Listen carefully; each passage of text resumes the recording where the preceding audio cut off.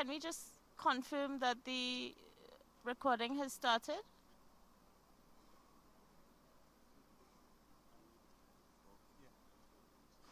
Recording.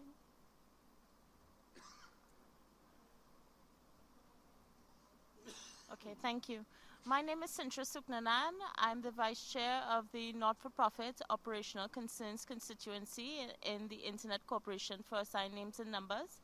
And today it's my pleasure to welcome you to this session, which is dealing on why is participation of the social sector in Internet governance important for everybody.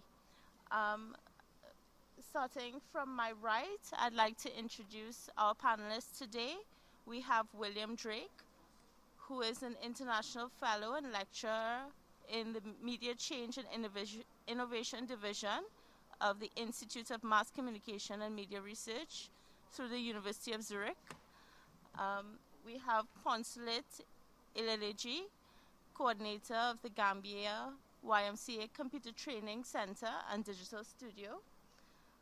We have Marco Poncini, who is a senior public policy counsel at Google. To my left, starting from the end of the table, we have Theresa Swinehart, who is executive director of Global Internet Policy at Verizon.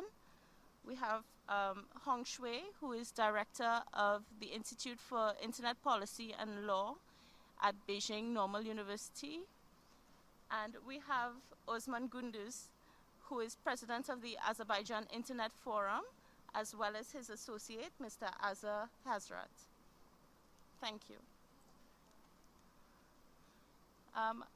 I just want to get straight into this discussion, so I'd ask Mr. Drake just to start us off as to his thoughts on this topic. Thank you very much, Sintra, and good morning, everybody. Unfortunately, I have to give my apologies. I'm supposed to go say something in the main session on taking stock in about 10 minutes, so I'm just going to make a brief intervention and then I'm going to have to sneak out. I am sorry about that, but this is the IGF is unfortunately an environment in which double bookings are not something that can be avoided. In any event, I understand this panel to be about the role of civil society, or as the panel description says, the social sector, in internet governance and why that's important and so on. And I think that this is a topic of great interest to me. I should probably point out that I'm not only an academic. I've been the president of a global NGO in the past called Computer Professionals for Social Responsibility that was active for many years in the United States and then around the world. And I'm the incoming chairman of the Non-Commercial Users Constituency in ICANN, and I am also a founding member of the Internet Governance Caucus, which is the main internet governance civil society grouping in the IGF historically. And in the WSIS before that, and I'm also on the Civil Society Advisory Committee of the OECD. So I view these issues not from merely a intellectual or academic standpoint, but also from the standpoint of somebody who's been very actively involved. Let me just say a few things, I guess maybe based on those experiences, about how civil society's role has been carved out here. You know, when we talk now all the time about how the various ISTAR organizations, that's to say ICANN, ISOC, the Internet Engineering Task Force, and so on, are all multi-stakeholder and give great scope for civil society participation, and of course the IGF as well. It wasn't always that way, though, it should be noted. I was in Washington, D.C. in the 1990s working at a foreign policy think tank. I went to a lot of the meetings when they were talking about launching the so-called new corporation, which is what eventually became ICANN. And I can tell you at the time that it was very much the mindset of people in the Clinton administration that what we were doing was building a mechanism for private sector self-regulation. That's the way they saw it. They did not really create in the original concept a space for for civil society participation at all. That had to be fought for. The non-commercial users constituency, which, as I mentioned, I am involved with, was formed early on in the ICANN process because basically there were a number of civil society people who showed up at these open meetings and said, look, this is not right. You have to have some sort of counterbalancing interest representation for people who advocate in the public interest for the non-commercial sector. And ICANN was quite slow to figure out how to deal with that. And indeed, NCUC, I would have to say, in its early years really struggled for a long time with the fact that there were a lot of people in the private sector and in the ICANN leadership that regarded it as somewhat unwelcome because it was pushing for human rights, civil liberties, limitations on intellectual property-based claims, and so on. So, in other words, it wasn't getting with the program. It was advocating views that were orthogonal to the dominant interests that were driving the building of ICANN. Over time, NCUC has managed to grow despite the lack of any staff support, resources, or anything else, and despite a lot of opposition from some quarters, because a lot of people in civil society have come to recognize that the kinds of decisions that ICANN takes with regard to WHOIS, with regard to new GTLDs, with regard to a whole variety of issues, really do have strong public interest implications. Now, it's very difficult to maintain a strong level of engagement by civil society people sometimes in ICANN without that kind of support and so on that other players may have, because, quite frankly, volunteer labor is difficult to mobilize, particularly when you've got a process like ICANN where you've got 3 meetings being held a year, an extensive and intensive set of working groups and ongoing activities.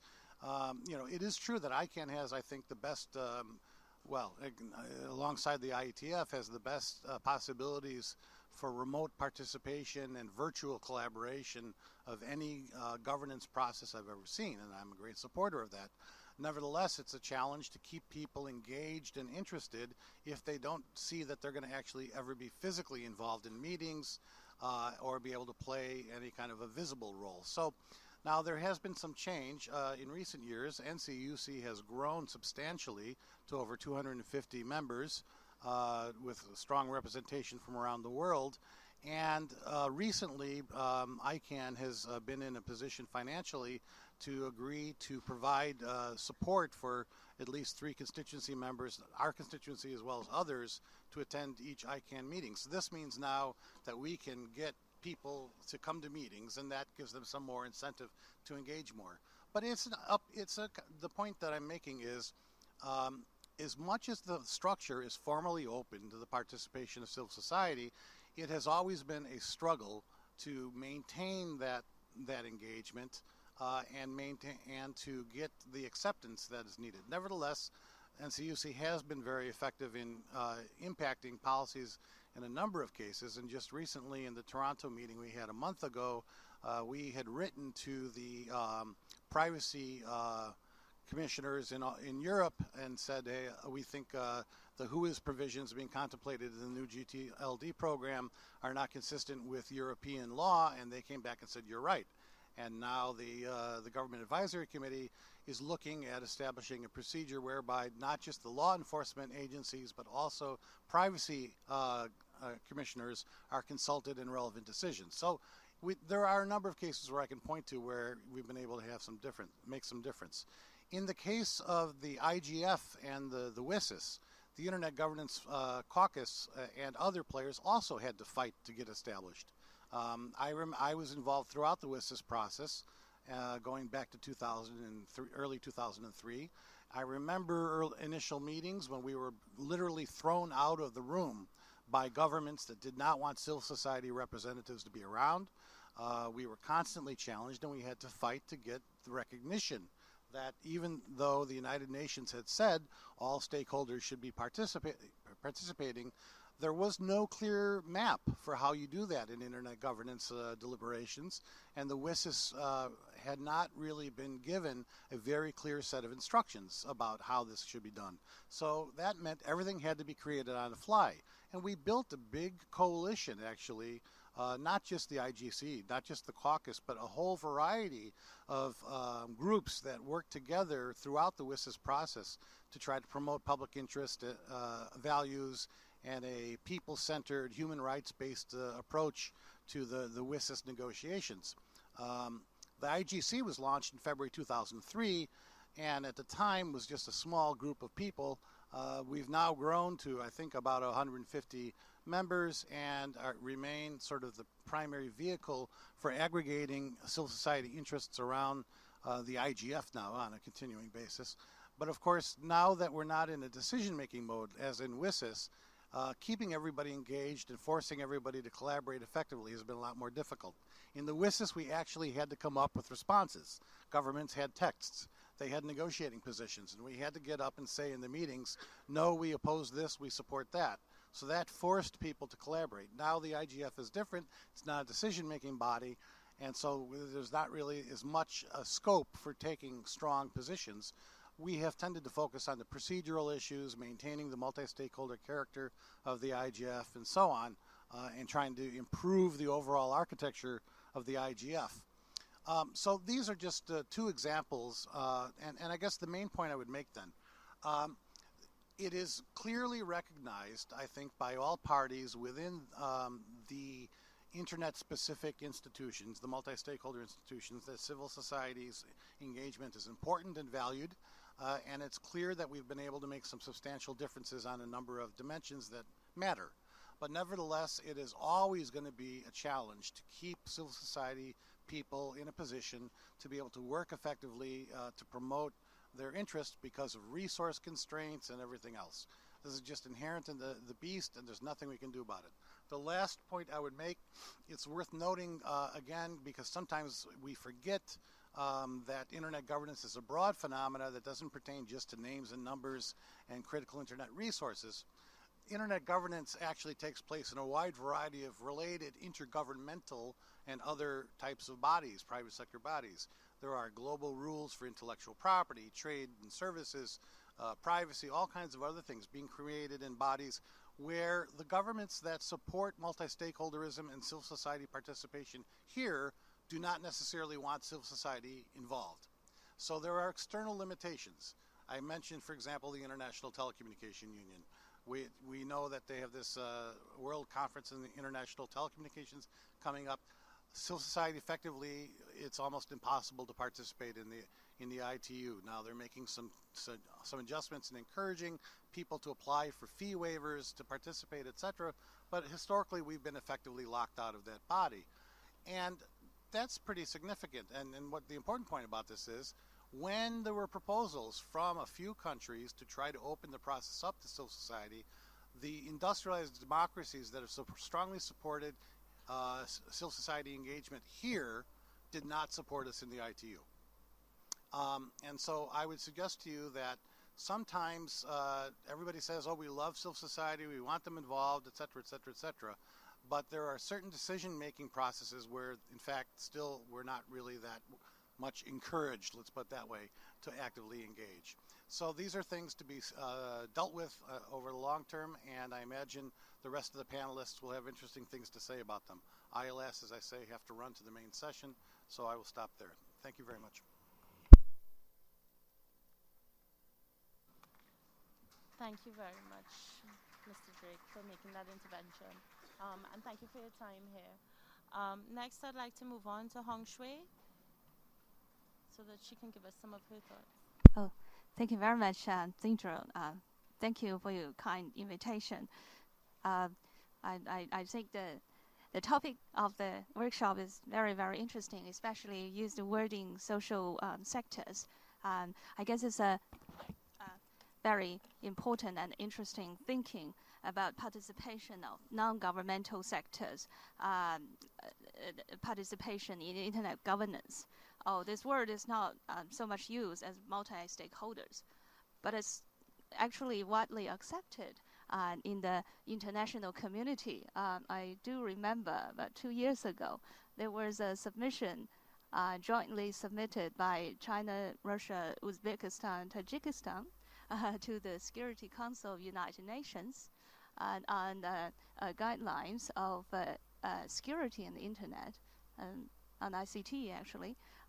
They used the word social participation of all social sectors in the documents. The document was strongly criticized for denying multi-stakeholderism. That is not fair.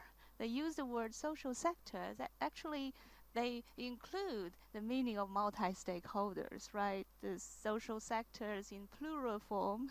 It means it implies that non-governmental sectors can participate in the governance process. So I do happy that this word is being used right here.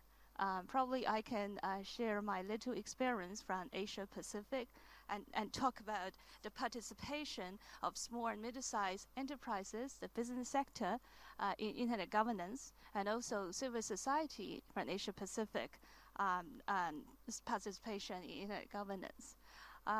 In Asia Pacific, which is a growing economic zone in the world economy, GDP is booming with two very big economy in Asia Pacific region. There's China and India.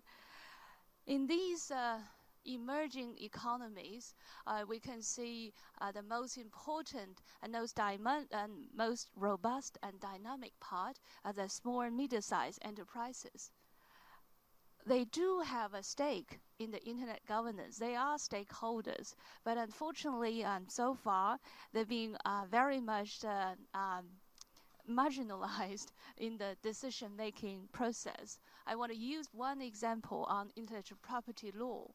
In Asia Pacific, we can see so many bilateral trade agreements between these Asian countries with United States and with European Union. In these bilateral trade agreements, there are normally very strong, rigid, specific requirement on intellectual property protection and enforcement.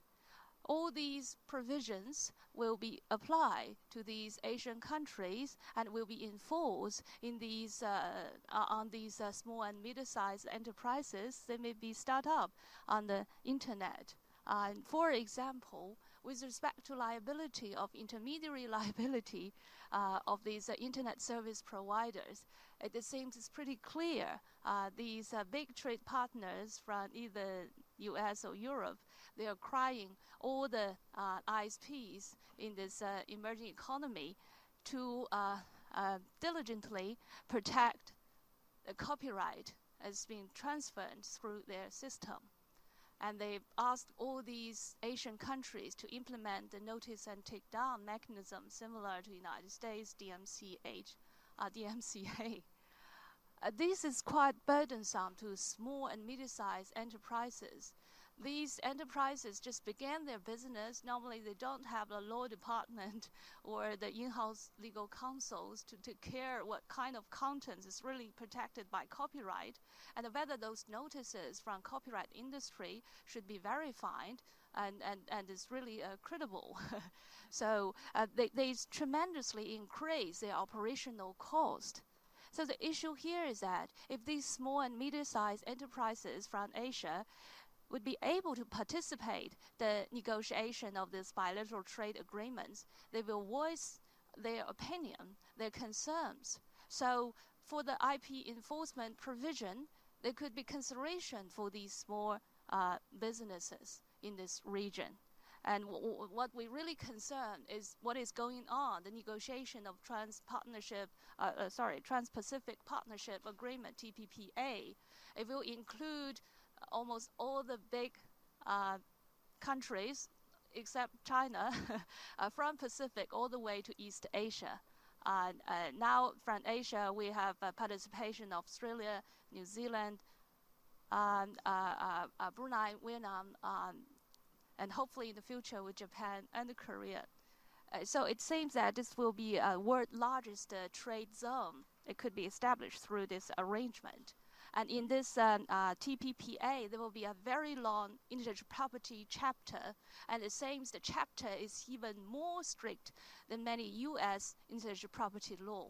So think about the burden of enforcement in these developing countries being included into this regime, and the small, medium-sized enterprises that would have to assume these the cost of IP protection in their daily operation, and this is from the private sector, the business in Asia Pacific, and the very last point is on civil society's participation in the governance from Asia Pacific. What we can see is that there are many civil society organizations is right here. They're from Asia Pacific. I'm really happy to see that more colleagues from that region are joining this global dialogue on internet governance, and especially they're active. Most probably they're from Australia, New Zealand. We also see some colleagues from civil society from ASEAN countries, Southeast Asia. This is very good. From South Asia, from India and Pakistan. So these are very good. But what I can say is that they're still very much underrepresented from East Asia. Probably there's a culture issue here. Well, the East Asian people normally are very quiet. We are very shy.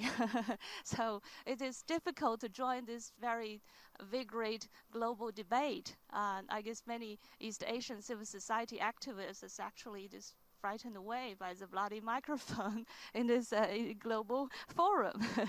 We believe in Confucianism, and Confucius said you should always yield. So that's really some culture issue should be taken into account. We talk about equal participation, not only multi-stakeholder. So the equality among stakeholder group and within stakeholder group should be taken into account. So this is my very limited experience from Asia. Thank you very much, Xinjia.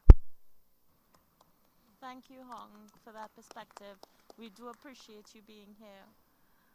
I know you also have to run, so thank you. Next, I'd like to hear from Teresa Swinehart, and she's going to provide a bit of public company view of the role of civil society. Thank you very, very much for the opportunity to be here, and the topic couldn't be more timely, if I can put it that way. In looking at this and looking at the overall discussion and description, I think the best way to say is that all sectors are really the fabric of the internet and the fabric of the dialogues that need to be happening around internet policy issues. And over time, because of ICT and because of the rapid means of communications and types of communications that we have been able to see, this importance has been raised even higher. So as we've seen dialogues around internet governance and internet policy, in national dialogues, in regional or global dialogues, the voice of civil society, the voice of technical community, the voice of business and governments has become exceedingly important, and it's noticeable if it's not a participant. And I think that's an important thing that we've seen over time, and Hung had touched on some of these, and as did Bill. I'm just going to touch on this briefly from two angles. One is a more direct business perspective, because I was asked if I might touch on that as well. And over time, the private sector has noticed that the importance of corporate responsibility is really increasing, and the recognition of the importance of corporate responsibility has increased as well. Businesses serve customers, but they're also members of communities. And they're participants in communities. And as this is a serious area, the areas of corporate responsibility have also been taken very, very seriously. Whether it's around sustainability or social issues around education or youth or women, whether it's around community services. We recently have a situation in the United States with the hurricane, and we have a lot of companies going out and working with different organizations and sectors to try to deal with the recovery process. From Verizon's perspective, the corporate responsibility is actually a very, very important part of what the company does. And it's linked in with what we refer to as shared success. And our solutions there really focus on education, healthcare, and energy. And in that, obviously, we work closely with different community organizations. But we've taken it to the point of this year, instead of just having an annual report and a corporate responsibility report, we've actually combined for the first time the corporate responsibility and annual report into the financial and corporate responsibility performance. And this is found online, and I think it's a unique combination of the importance we place on community responsibilities and the combination of showing the performance in those two areas. From a global business perspective, if I take a step back then and move from the local community to the global community and discussions around internet policy issues that impact all stakeholders, I think we've already heard that the multi-stakeholder dialogues are incredibly important and have become an accepted term and norm, and have started to set a precedent also for other types of dialogues, whether around environment or health initiatives. Governments are starting to realize that not only does business play an important role, but civil society plays an incredibly important role. And over the years, I think in part also because of technology, we've been able to move from silos to engaging more closely with each other, starting to hear each other and understand each other's views. During the WSIS process, private sector, civil society, technical community weren't always let into the room. They were towards the end. This forum in particular shows the importance of how we're all starting to work together. One example from this year, the first time ever, ICC, WSIS, ISOC, and APC worked together with several governments in order to do a pre-IGF event on enhanced cooperation.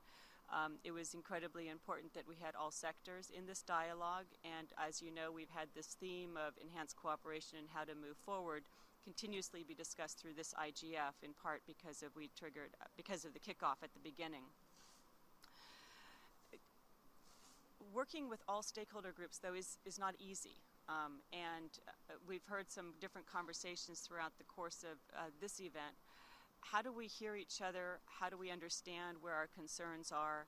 How do we identify areas of mutual agreement? And how do we respect each other in areas where we may not agree? But how do we find the way to move that ball forward for a more timely discussion?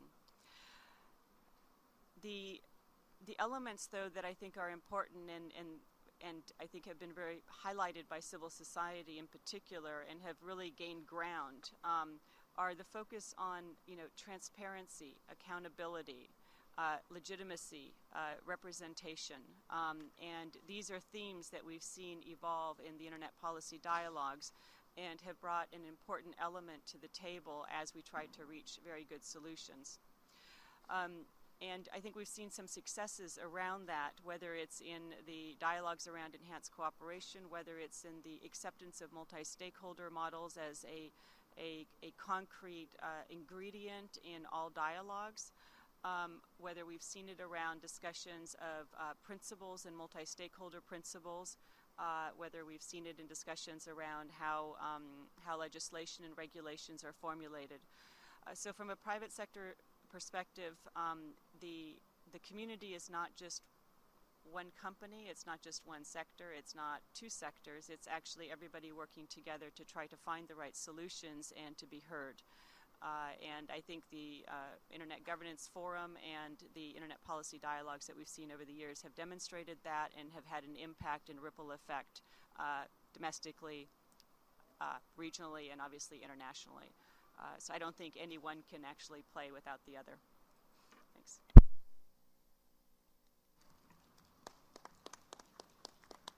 Thank you so much, Teresa, for your input. Next, I'd like to get another business perspective, and that's from Marco.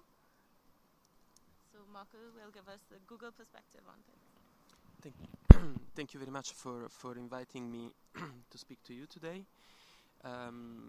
Google strongly believes in the multi-stakeholder process For this reason, we are investing in the IGF process in terms of resources, in terms of time of our Googler. I want to stress the concept that it's not only about the global IGF, it's also about the national and regional IGF, where really we are trying to gather around the themes of the internet governance, the emerging issues, the discussion that we need to have in place, all the representatives from the civil societies. I think we have also a problem of participation to the IGF. I discussed about that with my colleagues from other regions, in particular Latin America and Africa. We need to work all together in the direction of improving the participation of the civil societies from this region to the IGF process. The reason why this is important, I think, can be summarized in two main arguments.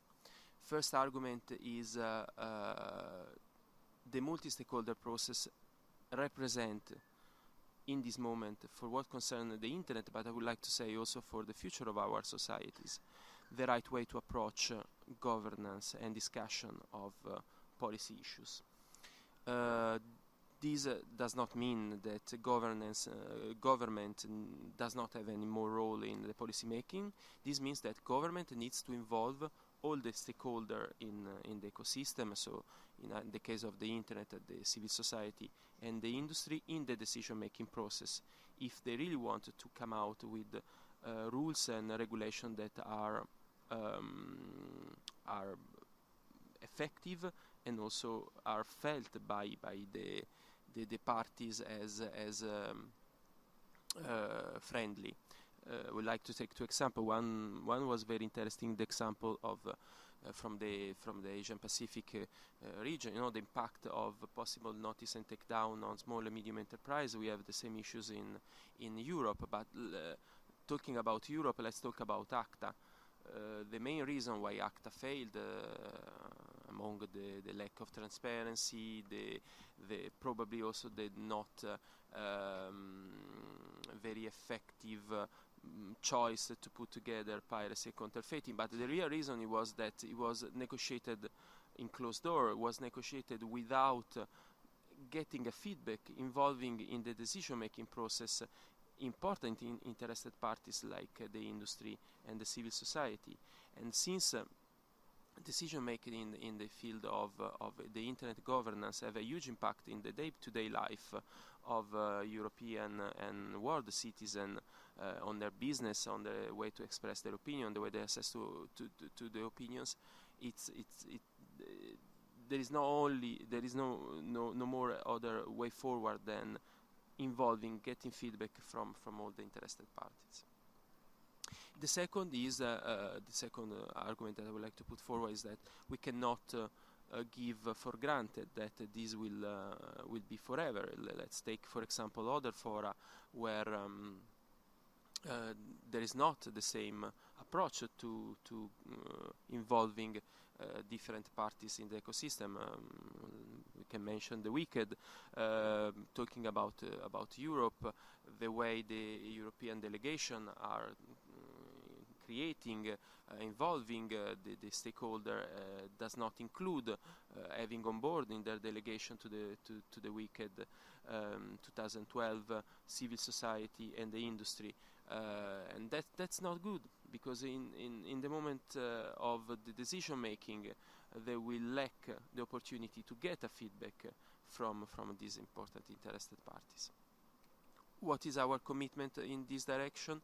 We, as much as we can through our services and through our policy activities, we are trying to get continuous feedback from the civil society. We are working together with the civil society in shaping also our policy positions when we feel that there is the need of more coordination and thinking about the future, because one of the big criticism that is done around the IGF process is that there is not always medium long-term vision in about the issues that we are discussing. But thinking about the future, we wanted to guarantee that our commitment in the governance process of the IGF will be continuous. This is why we are already working on the organization of other local IGF in France. I'm personally looking at Eurodig as another important moment for my region, Europe, to get together and to make the point of the situation. Then we have the WSIS process that we will start next year. I think in all these fora will try very hard to have a participation, effective and numerous participation from the civil society, and hopefully also successful in terms of influencing the process.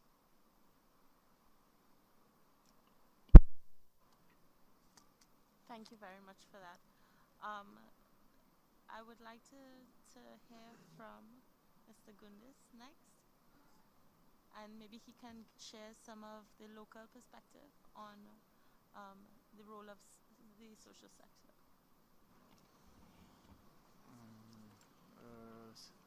Thank you, Sinta. Thanks for invitation me as panelist. I think this is attention civil society sector. So I understood our panel about civil society area. So I would like to talk about what about situation civil society sector in Azerbaijan in area internet governance. Experience gained within last 5 years once more demonstrated the only fact effective internet governance is possible only within joint collaboration and function of government sector, civil society sector and private sector. Certain activities have been conducted in this sphere in Azerbaijan. First of all, I would like to draw your attention to common situation in internet sphere in Azerbaijan. During last some years, internet is developing with dynamic tempo in Azerbaijan. Some statistic, number of internet users extremely increased, approximately 65%, and broadband users approximately 30%. Access to internet with a new technological mean is available: 3G, 4G, WiMAX, cable, etc. Internet fee was reduced for 15-20 times within last 3-4-5 years. For example, 1 megabit internet 2008-2007 years approximately $700, but now approximately $15. And Azerbaijan last year become the regional internet provider. Last year Azerbaijan provide internet Georgia, Iran, Turkmenistan. Integration of the state and educational system into internet enhanced. Social media blog sphere is speedily developed, and we have now approximately 1 million Facebook users and approximately 400 Twitter users.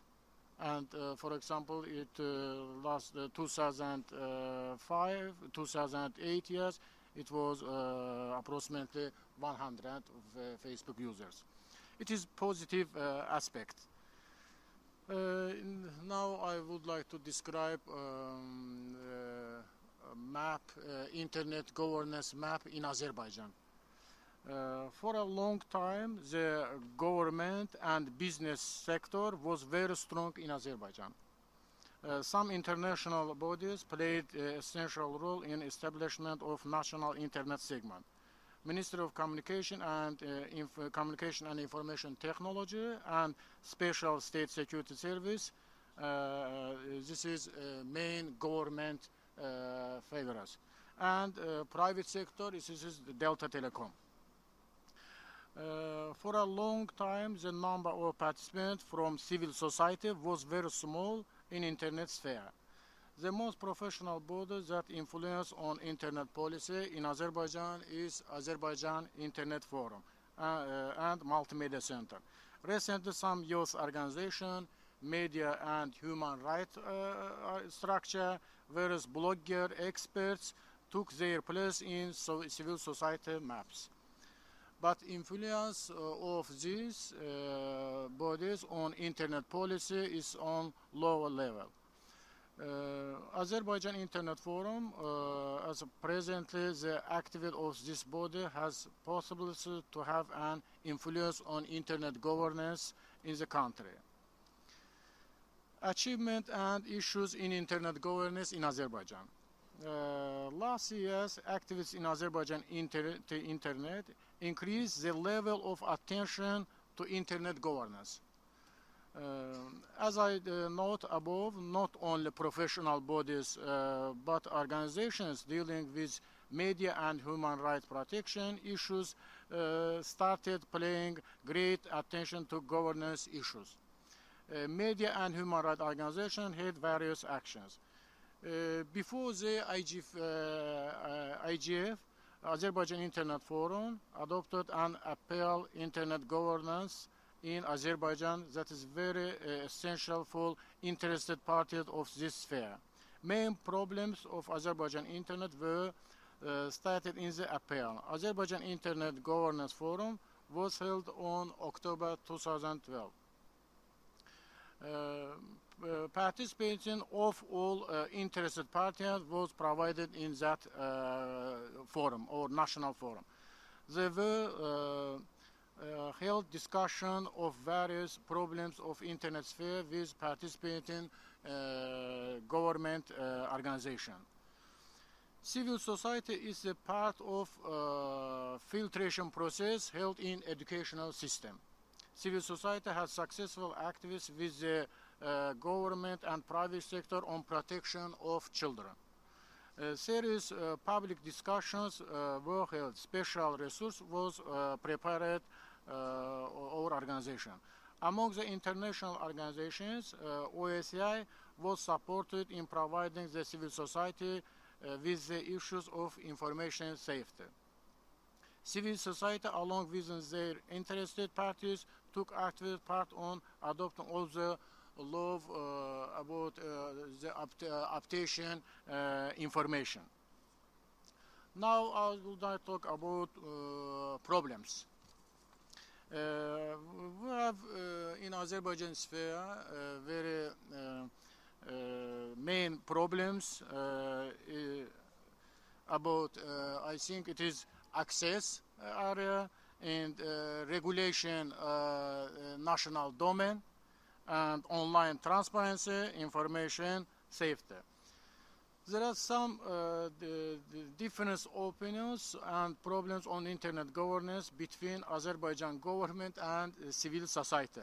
The most serious problem, I think it is Azerbaijan Internet Forum opinions, is that the civil society is not given opportunity to take part in regulation national domain.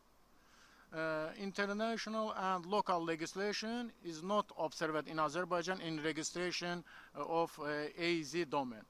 There is no transparency. We haven't online registration, and the collegial body was participant of all interested parties is not created.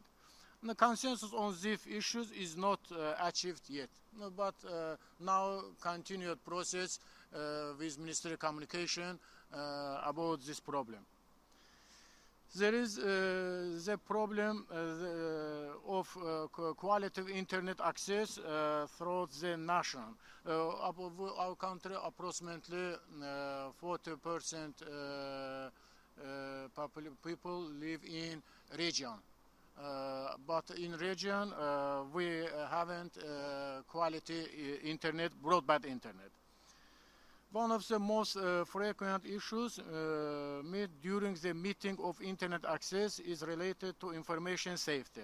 It included security of professional accounts of simple internet users and provision of sustainable functioning of news resource. But a month ago, there were established two more security organization by the president. First, this is a state agency responsible of the safety of internet resource, government organization, and second is electronic information security center in Ministry of Communication, responsible to information safety non-government organization. Hope this body to be created with participation of civil society will make a critical positive change in this sphere. Online transparency among the Azerbaijan state bodies is equal approximately 35%. We have a very democratic law about obtaining information. By this law, government organization have to spread a lot of information, approximately 35 type information. But now in this area we have problem, transparency approximately 35%. Once again, I would like to underline, despite we have certain success, the specific weight on the government in internet governance is still high in the country. There is no independent regulating body in the telecommunication sector. We haven't in telecommunication sector independent regulator. All three function in regulation function, governance and commercial function in now in Ministry of Communication. I think international organizations will often invite local civil society bodies to join the dialogue process. It can positively improve the situation. It can be helpful in increasing potential of non-government sector and their efforts in resolving global and regional problems.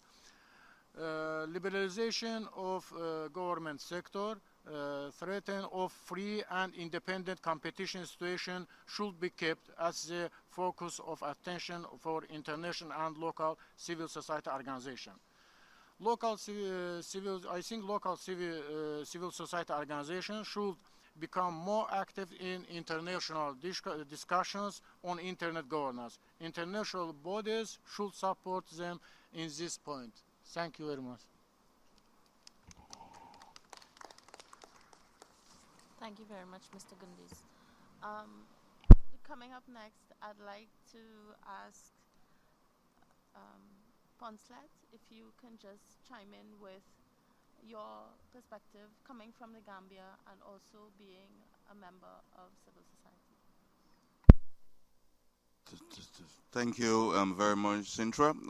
I'll just give you all a brief background of myself and where I'm coming from before I go into this discussion. I'm part of the ICANN NPOC, not-for-profit constituency, which main aim is to look into service delivery for basically civil societies, not-for-profits in regards to the work of ICANN, and they are part of the GNSO and were approved by the ICANN board in the Prague meeting in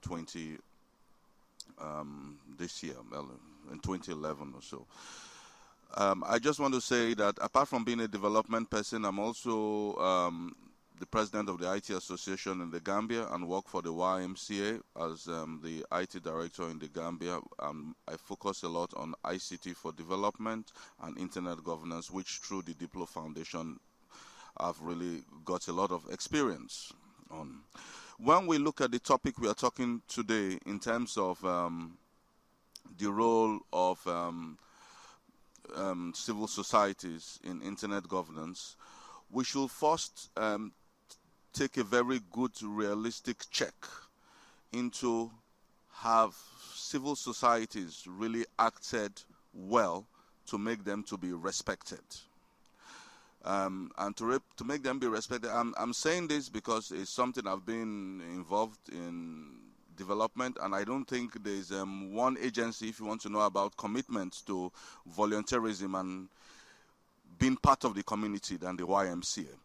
In most countries in the world where you have disputes that occur between civil society and governments in bringing up an agenda, is because of lack of trust. And it's lack of trust because most civil societies, the international ones, they don't really engage down at the community level. There has to be ownership. Ownership has to come from the community level. And I will give you one good example, or two good examples that I really respect. And those are organizations that I also consider them as part of civil society in a way. They are research-based organizations, like the Medical Research Council, a UK-based research council that has been operating in the Gambia and some several parts of Africa. They have been in the Gambia for the last over 60 years now, since the late 40s, and the CDC, the Center for Disease and Control, based in Atlanta. And these are big organizations, medical research, that do a lot of great work and engage communities, even in so-called, in quotes, authoritarian states that some civil organizations or not-for-profits make noise about, that, oh, they can't engage these people and stuff like that. But we have to look, when we talk of advocacy, because the role of civil society is to be able to advocate properly for communities to have a voice. And how do communities have a voice? By those communities claiming ownership. And they can only claim ownership if they are digital literates. We take a look at the Millennium Development Goals. We have a problem with access to water, access to education, that are still challenges. And internet governance are a tool that we can use to reach those areas. So I will really want to say that within the sphere of civil society, in any context we operate in, we should try as much as possible to really try to have a forum where we agree to disagree, especially in dealing with national governments and looking at the cultural diversities that exist in each country we operate in. And that is where really internal governance as a tool for change will take big roots in these communities. We can, as they say, the voice of the people is the voice of God, and you look, when you are in Rome, you behave like the Romans.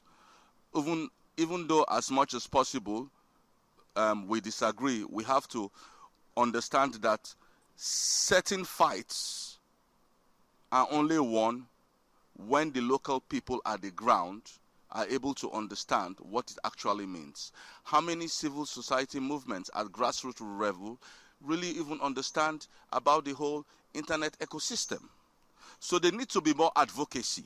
When this advocacy has reached a certain stage, then issues that are pertinent now to, in regards to freedom of expression, which a lot of strong civil society movements are fighting for, can now take top issues. But when people don't really know about actually what the whole system does or means, then it's a problem. I was in a brief meeting with colleagues from the ICC today, and one mentioned about 16 million people in the United Kingdom being not digitally literate.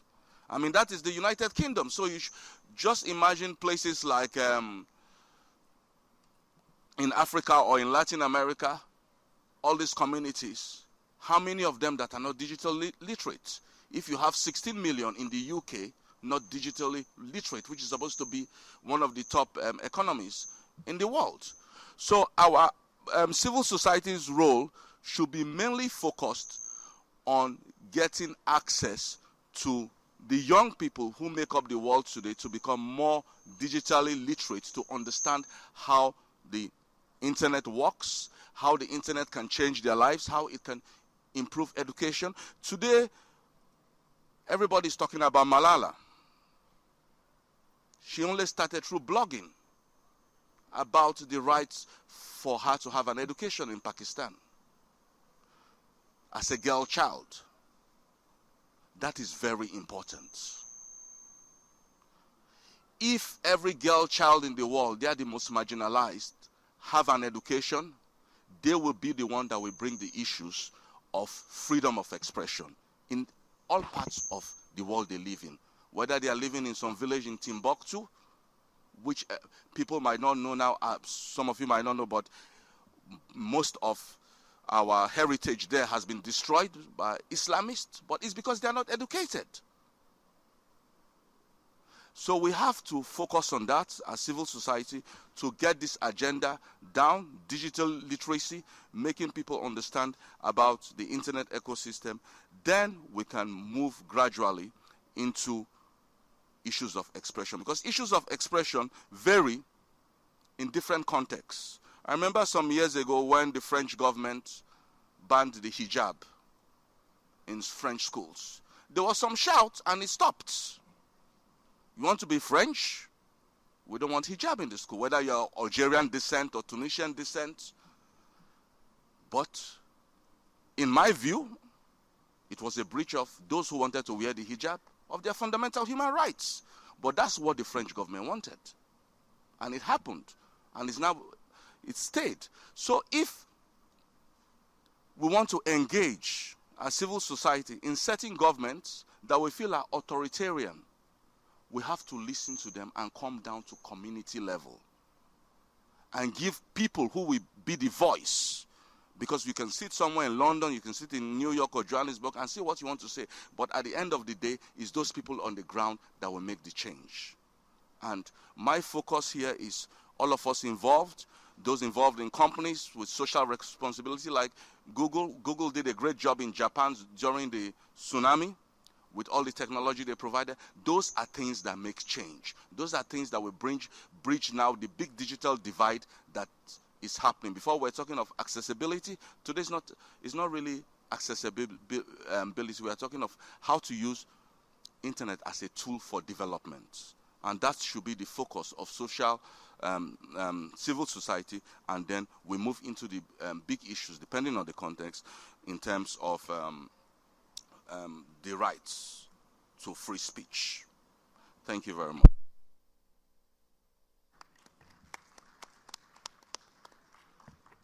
Thank you very much, Ponset, for your intervention. Certainly, your perspective coming from Africa is very important to this discussion. Right now, I want to open up to the floor if there are any questions, just based on the discussion. If not, I will pose some questions to the panel. Yes, we have a member of the audience in the front. Please let us know your name and your organization. Thank you. Louise Bennett, the Chartered Institute for IT. I was very pleased to hear Hung Fu talk about small businesses, because the only business constituent that seems to be here is large companies in the ICT sector. And yet, the internet is becoming so important. I was really disappointed that there was no one from China talking about the Internet of Things. But they lead the world on this, and that has effects on the whole construction industry and all of our lives.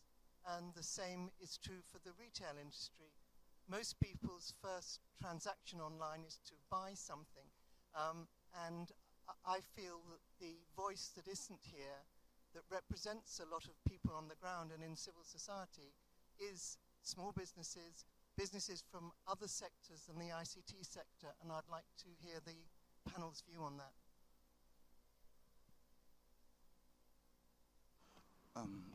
If I just chip into your question, that's a very valid point. When Marco spoke from Google, he mentioned about the Google trying to engage more in the national and regional forums of the various IGs that are happening, especially in Africa and in Latin America. And when you look at those kind of interventions, when you go to national or especially national IGFs, you'll discover that majority of the participants are small businesses who work in all these local communities and also work with civil societies to change lives. So I think the Google approach, trying to get into all the national and regional IGFs, should also be the approach of the bigger companies like Huawei, the big Chinese company that basically is one of the biggest brand in terms of internet development in Africa. They have to try to go down to the local level of national IG movement, because it has to be a bottom-top approach. Thank you. If I can add a word on this topic. We have a strong focus on small and medium enterprise, so the question is very well posed. How to involve them, small and medium enterprise, in the Internet Governance Forum? That's a challenge that we need to face. As sponsor had said, absolutely we have a bigger participation in local and regional IGF. I would say that also in the multi-stakeholder and in the co-regulation process, for example, in with the European institution, in European countries, small and medium enterprise have a representation through the association. Here at the IGF, we lack this participation. Probably this is an issue that we need to put on the table, and next year we need to be sure that business associations representing small and medium enterprise are present.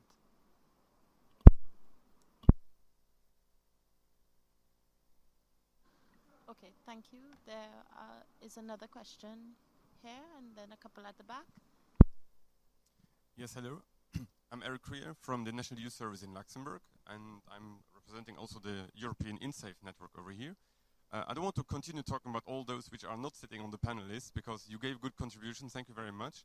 But still, indeed, like Ponsley mentioned in his speech a little bit, what we are missing, especially if you talk about governments and what could be the future of the internet, there's one group also missing quite much in this room, which is the young people. And they should be physically also present.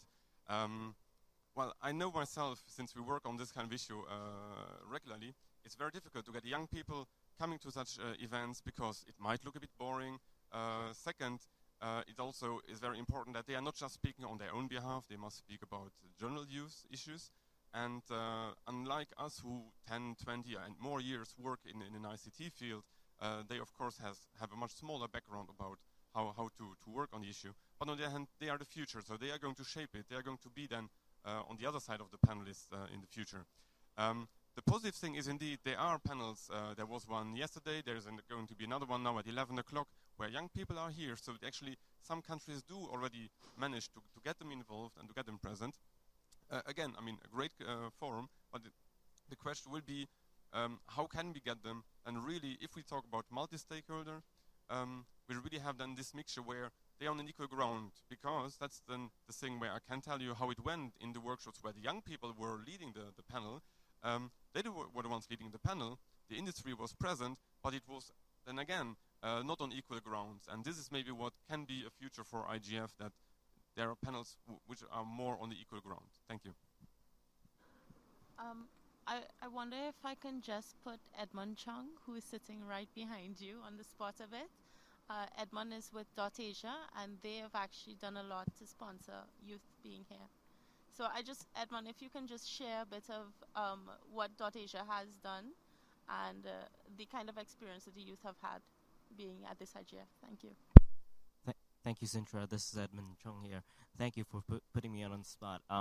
Well, as you mentioned, .Asia, we have been consistently supporting younger participants and also training them to be able to participate in IGF and internet governance issues. And as was just mentioned, it could be rather daunting when not just for young people, in fact for anybody coming into the discussion, trying to bring their point of view into these discussions, especially when it gets more intensive and a lot of jargons, a lot of words, a lot of history behind some of the things. But I actually, besides bringing actually every year we have this program called Net Mission, which brings young people to IGF and also ICANN and meetings. But besides this, actually, I wanted to pick up on one of the things that Hong mentioned earlier on in the session, and that is what we've also find is that a lot of the, not just younger people, but people from Asia and Asia Pacific are relatively more reserved and have a culture of not so much not speaking up in a way more in a conflict situation, if you will, or argumentative speaking. And that's I think an important aspect to think about in terms of civil society participation and how they do participate eventually in the internet governance discourse, because we can say whatever we want in terms of, hey, the forum is open for participation, but if their culture doesn't support them in this type of participation, their voices will not be heard. How we do it, I'm not sure. We're still trying to figure it out ourselves as well, but this is certainly one of the things. Even though it's open, even we remain it open, which is important, but it also means that certain voices might be louder, certain voices might be weaker, just because of certain backgrounds and preferences. So. Okay, yes. Ponslet, please. Contribution to what you said, and it's still one of my biggest emphasis. With this whole multi-stakeholder approach, it has to be bottom-top, and national IGFs have to be made strong. Where do these young people get their voices? It will be at the national IGFs, because they are more comfortable in their own environments. They will discuss things pertinent to them within the whole internet ecosystem in their particular country. So by the time they're able to do that, mingle with their government ministers, mingle with civil societies that some of these young people belong to, mingle with academics and business people. When they come into the global IGF for any forum, they are able to really discuss issues relevant to them and relevant to the context in which they live in. And that is the most important thing that I've always said within the West African Internet Governance Forum, which the Gambia is part of, and several other West African countries. If we do not develop our national IGFs strongly enough, that we get, because most of the people, when Usman from Afghanistan was talking, giving all these Facebook users statistics, you check in most developing countries and most parts of the world, who are they? They are the young people. Are their voices, even at national level, are they heard before we start talking at this global level? So that is what we have to do to answer your question. If I may add, by the way, we have a representation here at the AGF of the European Youth Forum.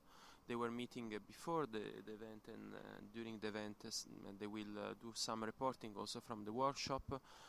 They are very active in the regional and national IGF, so for sure we can improve, but there are still some good example of representation of the youth.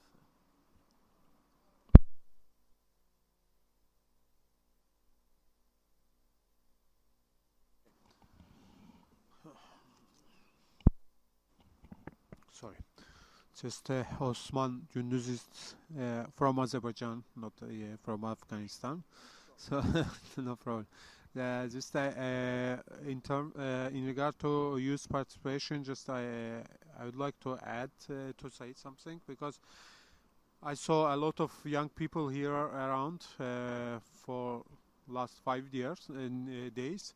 And in Azerbaijan, we have dozens of young people attending these events, and most of them usually are better knowing internet infrastructure usage rather than some older people. So this is due to young people's the attitude towards the learning new technologies.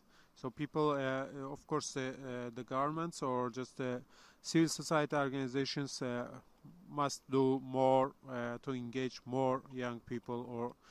And using this opportunity, I would like to touch the speech of my colleague from Azerbaijan. Just he was talking about access to internet. He said there is problem with access. Of course, this needs a bit explanation. What does mean problem with access? Just there is no blockage, or just there is no restriction imposed by government. Just this is due to some infrastructure doesn't reach yet.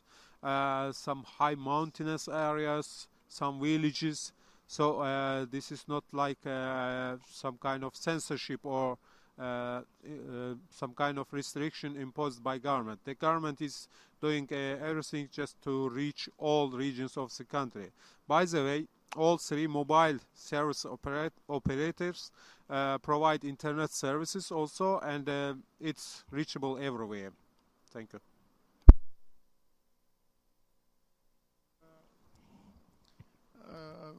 I would like to say about that access problem. I think it is government have to do, because, for example, in our country, in region, for 40% population in region, and we haven't access. If we, Azerbaijan Internet Forum, we ask private sector, ICP providers, why you haven't in village infrastructure, and they said they haven't business. If haven't business, I think it government have to hold infrastructure in village. Thank you. Okay, thank you. Now we have a couple questions from the back.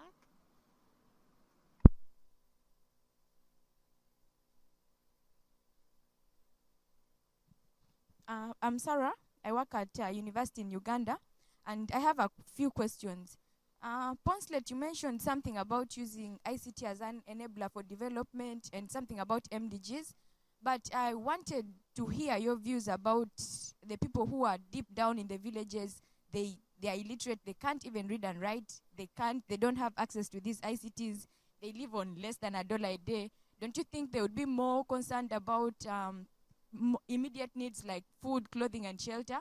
Should we just like bring everything together to them, or do we have to first deal with other things, then deal with the others later? Thank you.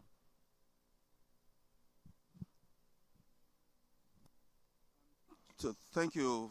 To answer your question, Sarah, when people generally talk in all villages around the world, when they generally talk about they live less than $1 a day, whether it's in Africa or Asia or Latin America, people forget that those families they are talking that live less than $1 a day, to a large extent, maybe up to, so maybe close to, it's not 100%, but majority of them, their children go to school.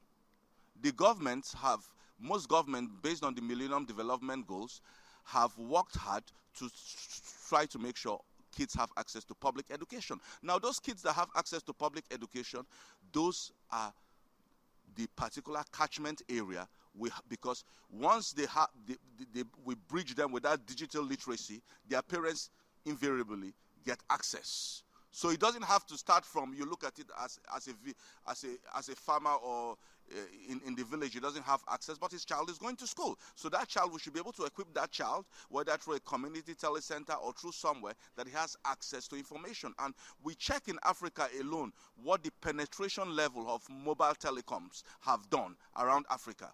And what we should do, we should be able to get smartphones to these kids. And that is where the companies like Google, Verizon, all these ones with social responsibility, they can help in those aspects to get all these children, and they in turn, indirectly, we get it back to their parents to improve their lives. So that's where I'm coming from.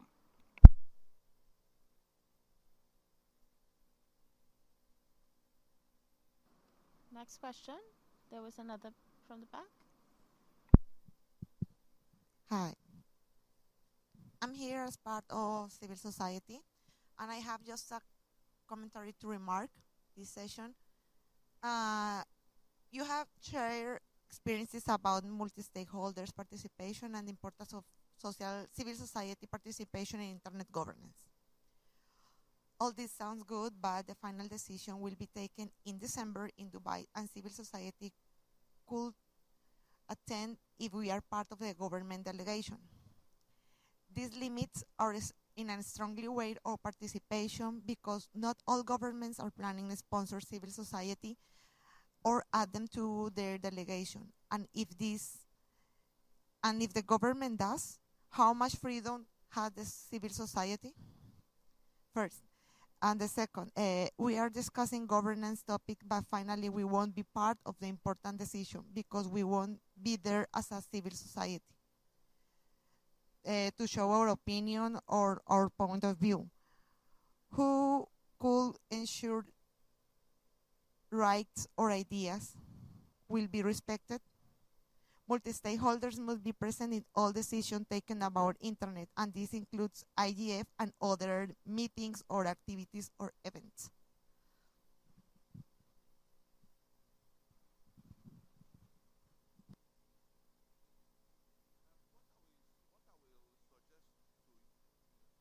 What I will suggest to you with this big event happening in Dubai, if you look at the role of civil society, they have to be very active in the national level, because at the national level you are bringing in the governments. I mean, if at most governments, no matter how rigid or authoritarian they are, there's always a compromise.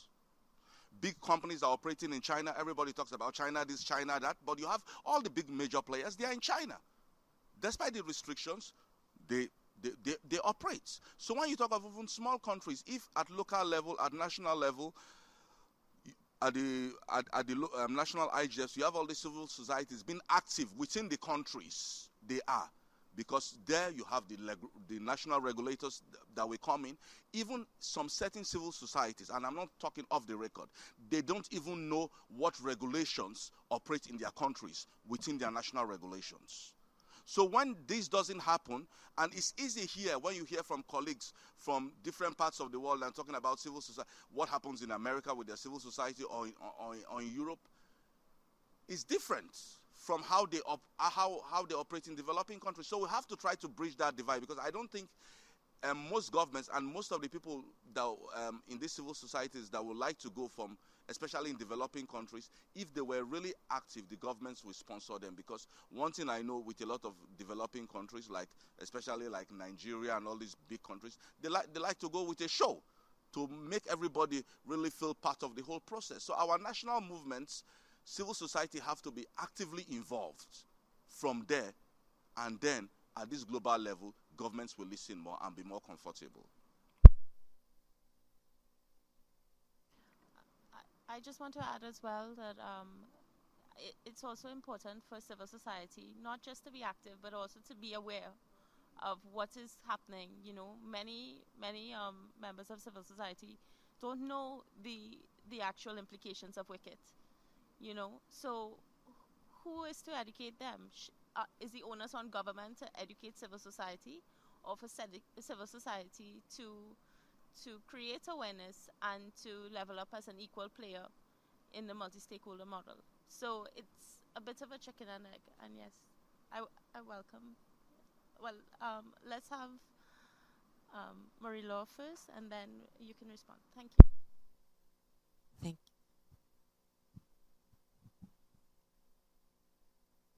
Thank you. Just to develop a little bit on what you were just saying, I agree with you, and I think that we wish, as civil society, I guess we all wish that we would like to be everywhere all the time and be represented in all those forums and spaces. But indeed, it's our responsibility to be strategic and to identify the spaces where we can go and develop some kind of strategy and take decisions and say, well, if there's no space at a regional level or international level in this particular forum, then let's go and meet with the government and identify the spaces at local levels. So let's set, and let's be active there. Because let's stop complaining, you know, and let's be strategic, you know, like business do, like government do. You know, we have, that's basically my point. Thank you. I would like to add a word on this. First of all, I think the comment made around the civil society participation at the weekend is very important. We need to find creative way to put some pressure on the government in order to get on board the civil society groups that are active on this topic. So we are more than happy to work on this. If you are interested, we can discuss how to do it. The second thing, I like a lot the last comment that was made, because when we talk about the IGF, I think we need to keep the spirit of the IGF as a decision-shaping process.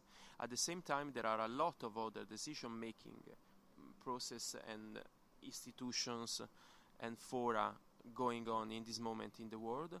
We need to be sure that also in this other environment, the multi-stakeholder process is taken in consideration. The feedback from the different stakeholders are taken in consideration.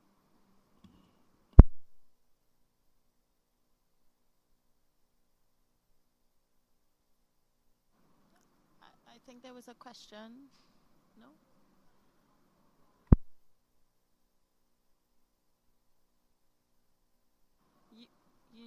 No?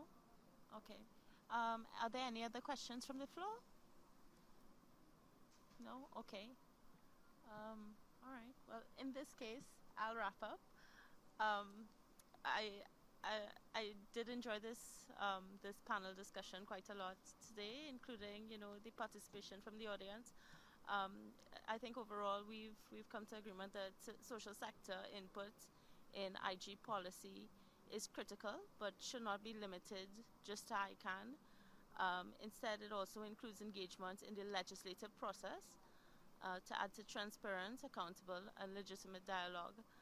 While many businesses now combine corporate responsibility and social community responsibility as part of their bottom lines, there are still challenges, in particular with regard to improving participation from developing countries.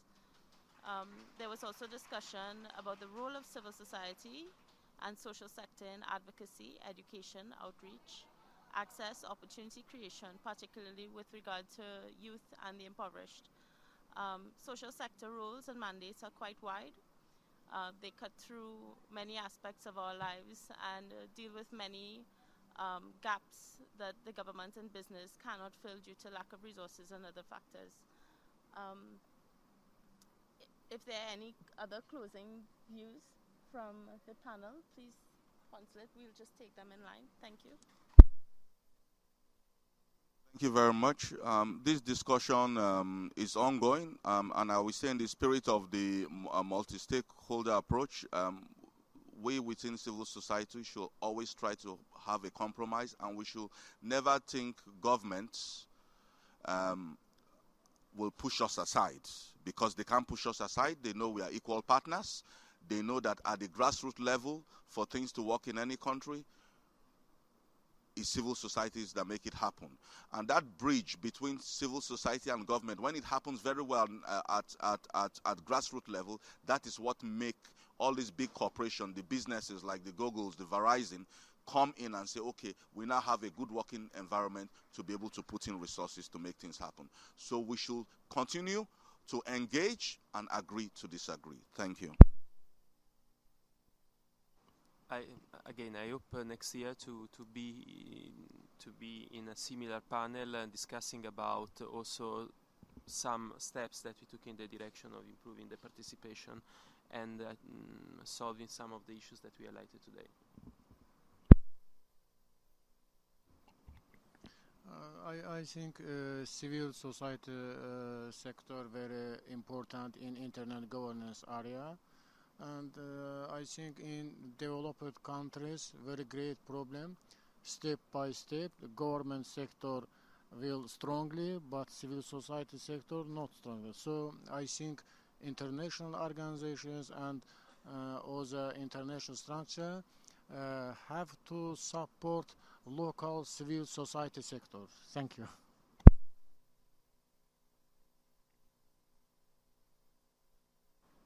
Okay, thank you for your attendance and for making this panel discussion side session so interesting.